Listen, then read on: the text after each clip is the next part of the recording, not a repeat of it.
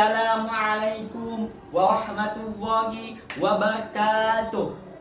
Alhamdulillahi rabbil alamin. Wahdahu wassalatu wassalamu ala asrafil anbiya'i wal mursalin. Walhamdulillahi rabbil alamin.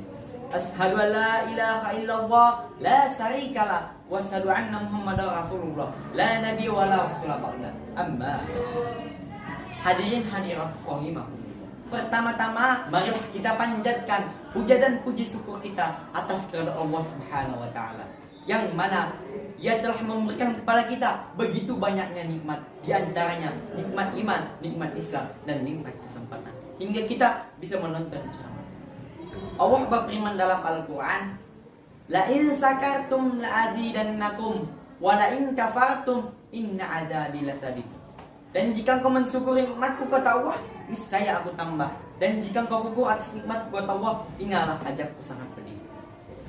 Dan yang kedua, salawat dan salam marilah kita panjatkan ke ruh junjungan alam, yakni Nabi besar Muhammad SAW, yang mana ia telah membawa zaman kejahilan, zaman kebodohan, hingga zaman terang seperti yang kita rasakan saat ini. Kita telah berada pada bulan Rajab, di mana pada bulan Rajab ini peristiwa yang tidak boleh dilupakan oleh umat manusia, umumnya umat Islam itu sendiri, yang mana peristiwa ini dinamakan Isra Mi'raj.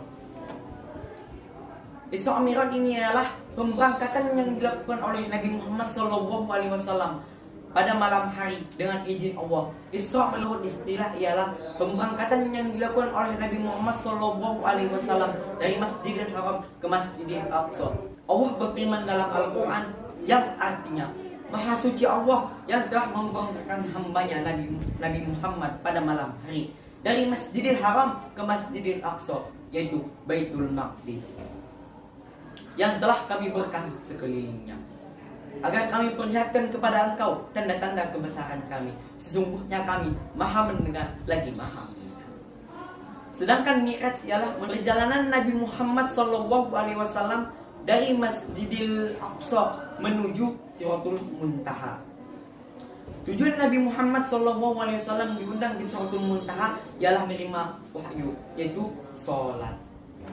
Di sanalah terjadi negosiasi antara Rasulullah SAW dengan Allah Subhanahu wa taala.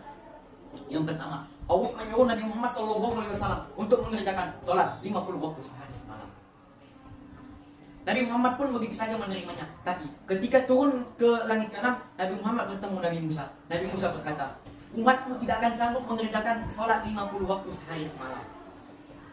Mintalah keringanan kepada Tuhanmu.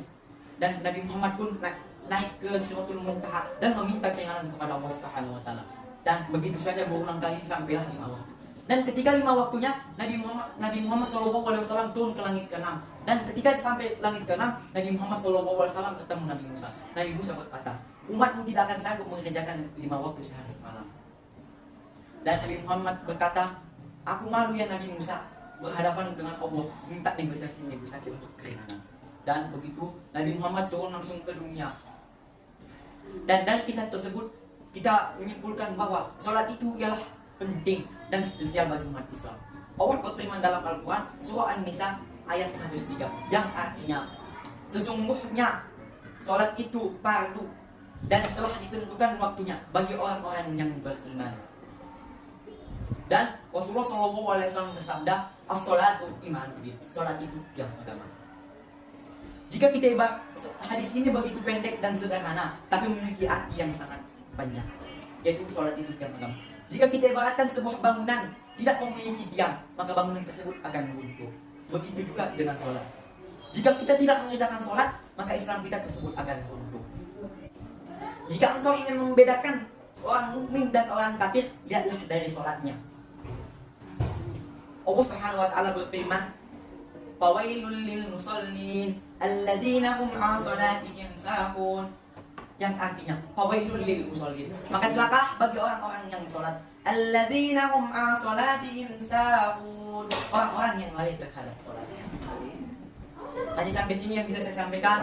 Bila ada salah kata, saya mohon maaf. Billahi taufiq wal hidayah. Assalamualaikum warahmatullahi wabarakatuh.